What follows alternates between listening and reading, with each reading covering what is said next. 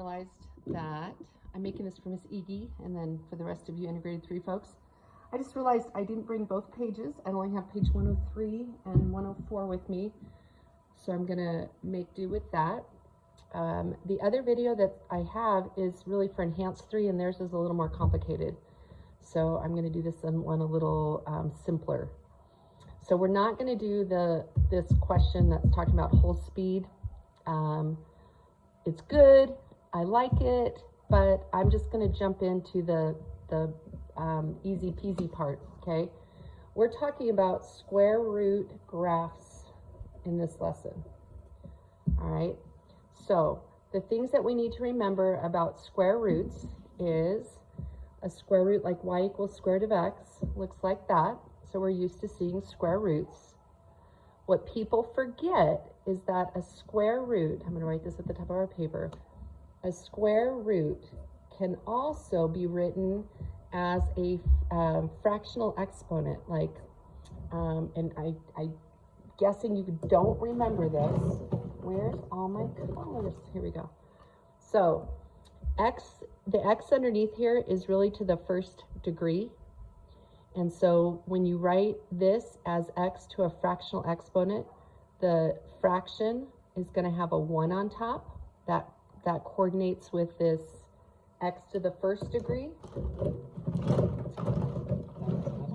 Where's all my colors? I had them all right here. Okay, here, we'll go green. And then the denominator comes from the type of radical it is. And we just know this is a square root, but there is an invisible little index. We call that an index of 2. That means square root. And so this has a little 2 underneath here, because really there are cube roots, 4th roots, 5th roots, 6th roots, all kinds of roots. And so a square root is the most popular one. And there's a little invisible 2 right there. So square root of x is the same thing as x to the 1/2. So we need to remember that those are interchangeable. They mean the same thing. That's the first thing. Okay, we are going to come down here and we need to know, what does a square root graph look like? Okay, and before I do that, I want to remind you guys of something else. On our the night after the test, you guys were supposed to watch the video reminding you how to graph a parabola and lines.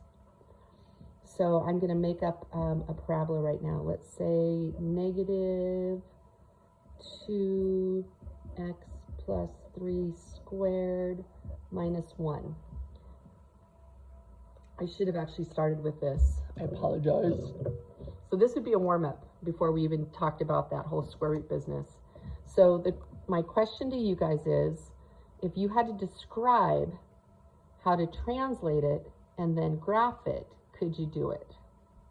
So that's what we're going to do. So what does this minus 1 do? So the minus 1 is going to make the whole graph go down 1. The x plus 3, that's a factor. We've been doing factors forever.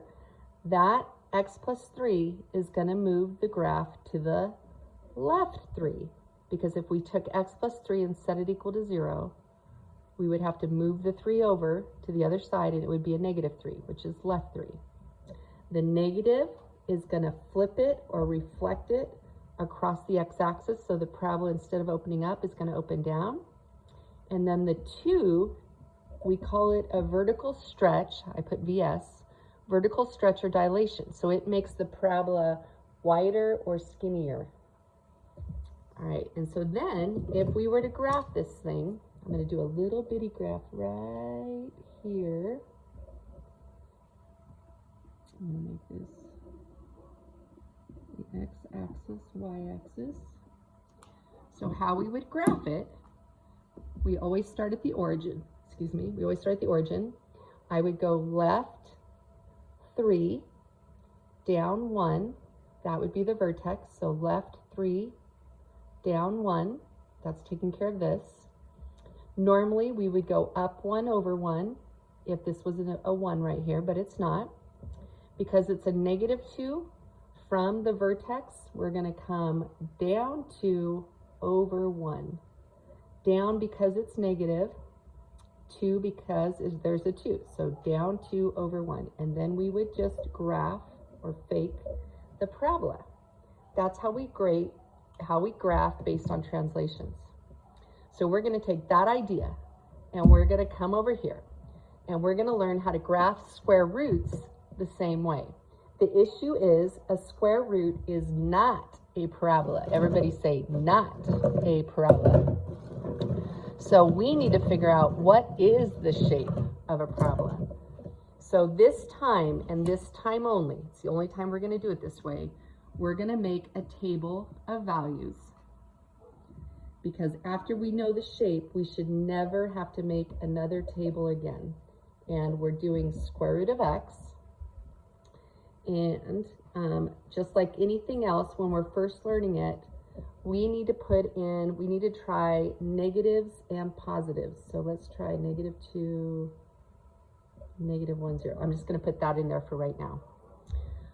All right, I don't like -2 because it's not a nice square root, but think about it like this. If I put a -2 under there, that should bother you from last year. If I put a -2 under there, what's wrong with that?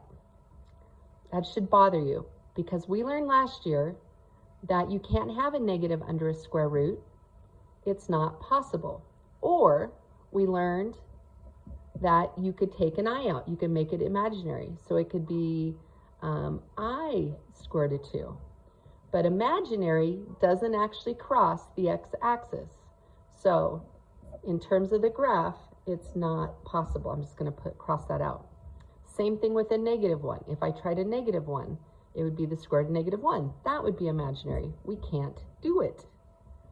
We can plug in a 0. Square root of 0 is 0. So that's this point right there. Now, because we're doing square roots, I'm going to pick good nice numbers. So let's plug in a 1. Square root of 1 is what times itself gives you 1. It's 1. And I'm not going to put in a 2 because 2 is not perfect. I'm not going to put in a 3. Remember, we're doing this T-chart. We get to pick. So what's the next perfect number that when you take the square root, it's perfect? It's a number times itself. So we did 1. When we put in 1, we got 1. 2 isn't perfect. 3 isn't perfect. How about square root of 4? Square root of 4 is perfect. It's a 2. So we're going to put 4. What happened?